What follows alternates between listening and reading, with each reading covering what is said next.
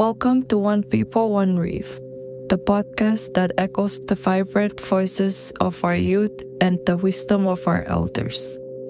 I'm Slade Lina, your host. As we explore the world of reefs, culture, science, and stories on the outer islands of Ulithi Atoll, Micronesia. We hope this podcast provides unique perspectives and vital conversations of the life beneath and above the waves, sharing how Micronesian culture has thrived alongside these ecosystems for generations.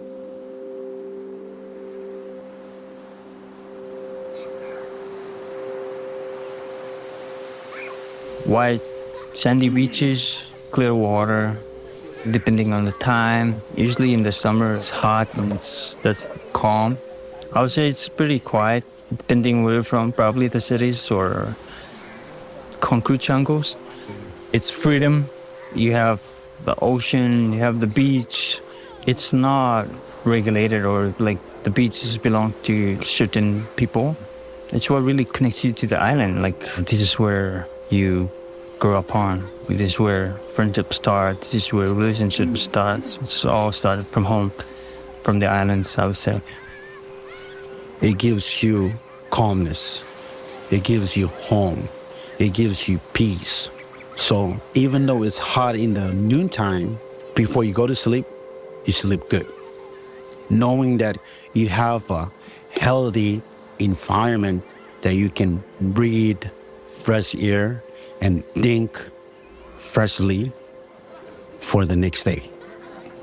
I feel free and I feel safe to be here, especially watching all these kind of movies about murders. And we don't have those here. We don't accidents and things like that. Because one of the most important value that we have is the respect. Even though we're in the same atoll, each of these four islands have their own unique way of living and dealing with things. I like being an islander. I was born an islander and I wanna die an islander. You've just heard from Milo, a youth leader from Faradab, Lian, a young voice from Yasur, and Rancy, a youth leader from Mohomo. In this episode, we'll explore their perspectives further and listen to their community members share their special connections to the islands, their home. I think it's the culture, the resource, and the people. There are names of the islands that associate the islands with something unique about their islands. For example, Flalop is the main island, Flalop.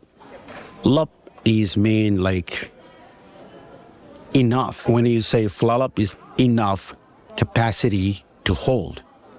You can see that Flalop has a lot of people in it and still hold the people. You can see there's a lot of Western influence on Flalop, but it can still manage and hold. So that's why Flalop name, and the name is associated with Flalop. When it comes to Yasur, Shar is like, I would say, blessed. So all the people from Yasur are blessed. It's like a special place, like so quiet. And then Fidre, I would say, Fidre, always there, happy people. Give out a good image of happy people. And then when it comes to my island, Momo is like put the people first than themselves. The chiefs on the island is as I see now, like here you have one chief, Azor we have one chief, and Fidre one chief, but there's one chief in Momo, that's the paramount chief. If you're sitting on Momo and you're talking to somebody there who's maybe a chief and you're asking and they're saying Momo owns everything, you know, there's a conflict here. We're talking like, if they own anything, what do people own and what does the paramount chief system owns? In this context, own also means responsibility. And so when we say, I own those islands and reefs, sometimes it could be misinterpreted that, oh, okay, so if you own it, why can't you just, banned it all, and why is there issues about management? Because you don't really own it. The idea of ownership is with the teaching that you're going to use this property, it's yours for your life, and you're going to pass it on in a better or the same condition. So if I'm talking about ownership of this property that I'm sitting on now, I'm talking about what I'm responsible for in my lifetime here, to take care of as an individual.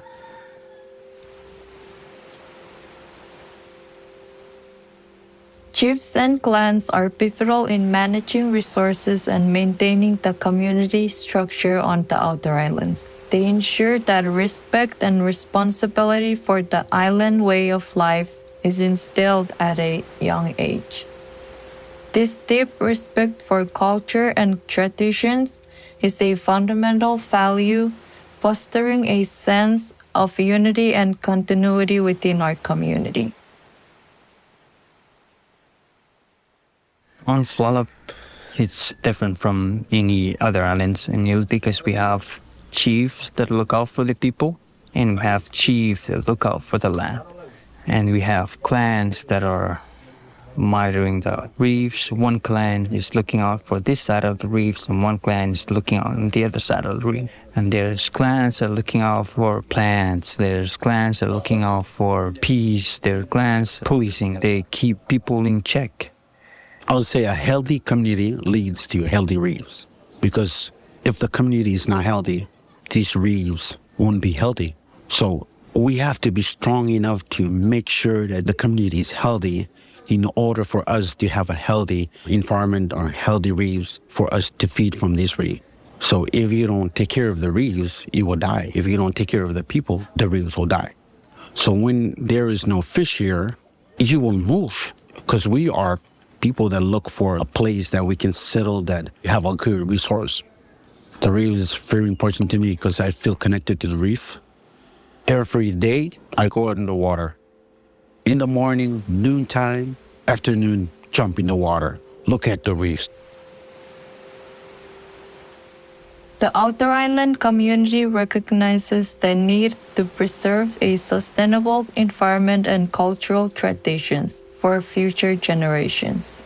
They encourage the youth to express themselves and adapt while respecting our heritage. A lot of these younger people that are being part of this conservation work that we're working on now, they start to see potential in them. They start asking questions about, like, why is it important? Why are we doing this? And it's nice to see how people are starting to get their attention, so they start asking these kind of questions. So I know that they're curious to find out more information about this stuff. And hopefully with all this work that we've done, it's going to spark some interest in the field of study of this kind of work. One of my biggest fears, can my generation or me personally say that 50 years, 100 years from today, a son or a daughter of this place could stand up in a conference like I've been to and proclaim that and be proud to say, we have one of the coolest reefs in the world and we're still using it, by the way. I think about that abundance and that rich resource, and to be lucky to be born here and be from here and be part of this special ecological place.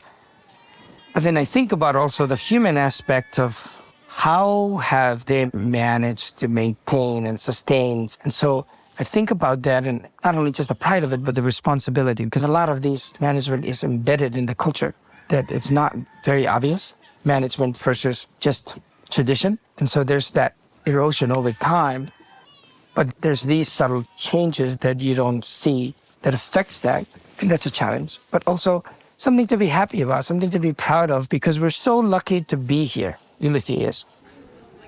We only learn from elders. We have to sit and listen to the elders to share stories of experiences. But today we go to school because we allow the school to come modern ways. So in school, you have to encourage or motivate your students to speak out their mind, to share whatever they think is right or need to be shared. For our generation, we face a lot of changes because we believe that our voices are need to be heard, which is in the past, our voices doesn't matter because of our age. And we've been seeing different things that we want to do, but it doesn't fit our culture. But that is the interest of the generation today. The respect, it's all ties down to the dinner table. This is where you teach your kids respect the elders, respect the land, the ocean, the reefs, and all that stuff. And then live it within the community so that way everybody flow in the same direction. For the community, the support of everybody, it's the lookout for everybody, and it's the decisions that the chiefs are making and how people are follow it or push for it is really different from any place I've been.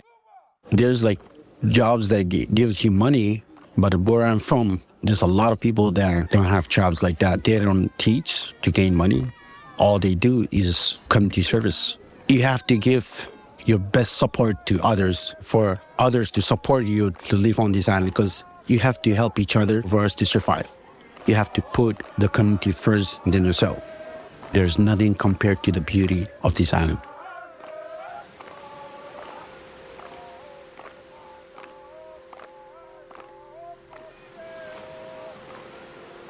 Thank you for joining us on One People One Reef, the podcast.